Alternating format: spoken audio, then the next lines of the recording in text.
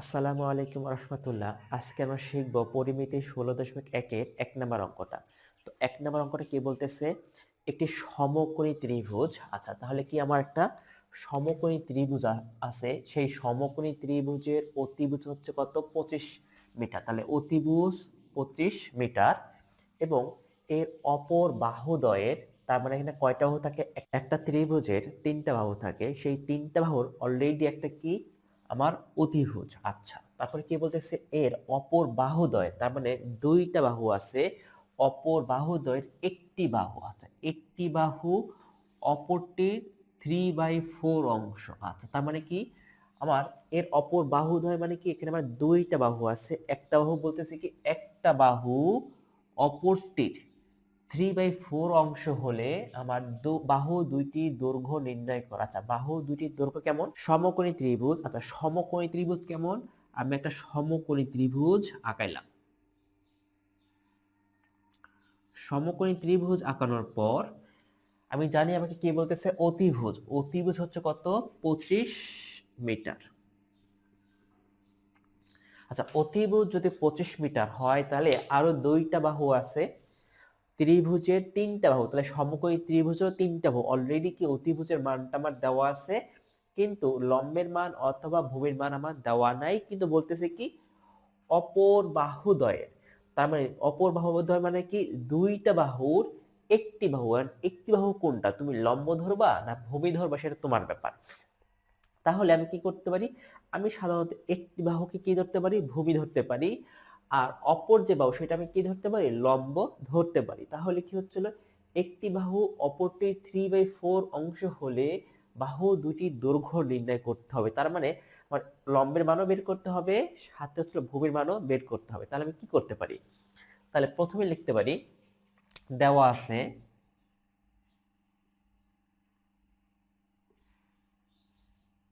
দেওয়া আছে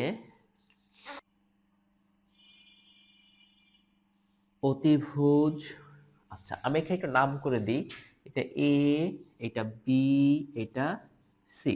তাহলে দেওয়া আছে অতিভুজ এ সি ইকুয়াল 25 মিটার।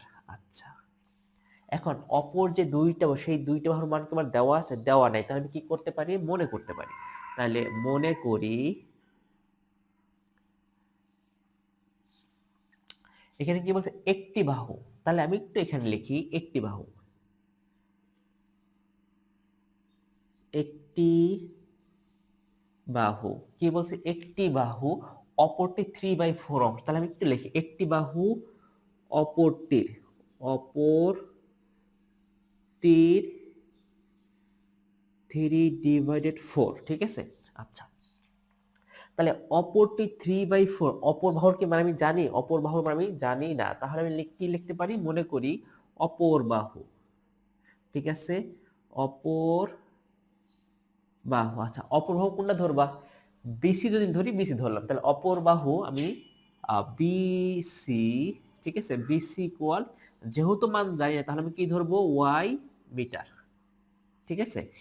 তাহলে একটি বাহুর জায়গায় আমি কি লিখবো, এখন একটি বাহু হচ্ছে হলো এ বি, ঠিক আছে, এ বি ইকুয়াল কি, অপর বাহু কোনটা, ওয়াই, আর সাথে কি ছিল, এই যে র, এই র এর জন্য কি দিব, গুণ, ঠিক আছে, সমান সমান লিখতে পারি 3y/4 মিটার, ঠিক আছে। আচ্ছা, তাহলে কি হচ্ছিল, বিসি এবং এবি পাইছি, আমি ওয়াই এর মান পাইনি, ঠিক আছে, কোনো সমস্যা নেই, কিন্তু দিন শেষে আমি কি অপর বাহু এবং একটি বাহুর মান পাইছি, তার মানে টোটাল কয়টা বাহু, 3টা বাহু। তাহলে এটা কি একটা সমকোণী ত্রিভুজ, আর সমকোণী ত্রিভুজ যদি হয়, তাহলে আমি কি করি, সব সময় আমাদের কথা হচ্ছে সমকোণী ত্রিভুজ যদি কোথাও পাই, সেক্ষেত্রে আমরা সব সময় পিথাগোরাসের সূত্র অ্যাপ্লাই করার চেষ্টা করব। তাহলে আমি এখন কি করতে পারি, আমরা লিখতে পারি, আমরা জানি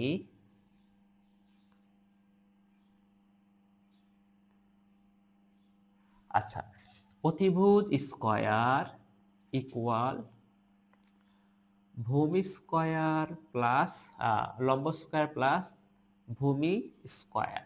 তাহলে এসি এর মান কত, 25 হোল স্কয়ার সমান, এ বি এর মান কত, এ বি এর মান কত, 3y divided 4 whole square plus BC এর মান কত y স্কয়ার, ঠিক আছে। 625 সমান সমান 9y square divided 16 plus y square.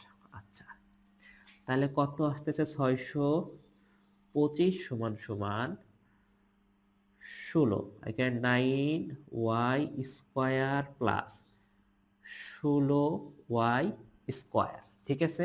তাহলে এখন একটা কাজ করি, এগুলো গুণ করি, যোগ করি। তাহলে 9 আর 16 যোগ করলে হয় 25, তাহলে 25y স্কয়ার সমান সমান 625 গুণন 16, তাহলে y স্কয়ার ইকুয়াল 625 গুণন 16 ডিভাইডেড 25, ঠিক আছে। তাহলে y সমান সমান কত আসতেছে? এখানে 25, তাহলে 25 কে 625 দ্বারা ভাগ করলে কত আসে? 25। তাহলে 25 এর সাথে 16 গুণ করলে কত হয়? 400। তাহলে 400 এখানে স্কয়ার, ওই পাশে গেলে কি হয়? রুট। তাহলে y এর মান কত আসতেছে? y এর মান আসতেছে হলো 20 মিটার। আচ্ছা, y কোনটা? y হলো বিসি, তাহলে আমি বিসি জায়গায় লিখতে পারি 20 মিটার, ঠিক আছে। এখন তুমি যেটা করবো, y এর মান পাওয়ার পরে একটু নতুন করে লিখবা, সুতরাং অপর বাহু বিসি ইকুয়াল y মিটার জায়গায় 20 মিটার লিখে দিবা, ঠিক আছে। এখন তাহলে y এর মান পাইছি, তাহলে এখানে y এর মান বসাই দিই। তাহলে হচ্ছিল কি 3 গুণন 20 ডিভাইডেড 4, কাটাকাটি করলে হচ্ছিল 5, তাহলে হচ্ছিল 15 মিটার, ঠিক আছে। তাহলে এ বি এর মান কত? এ বি এর মান হচ্ছিল 15 মিটার এবং বিসি এর মান হচ্ছিল 20 মিটার, ঠিক আছে। তাহলে কি আমি একটা, এখানে কি দুইটা বাহুর মান চাইছে, আমি দুইটা বাহুর মান ইজিলি বের করতে পারছি। তো আশা করি তোমরা এই 1 নম্বর অঙ্কটা ভালোভাবে বুঝতে পারছো।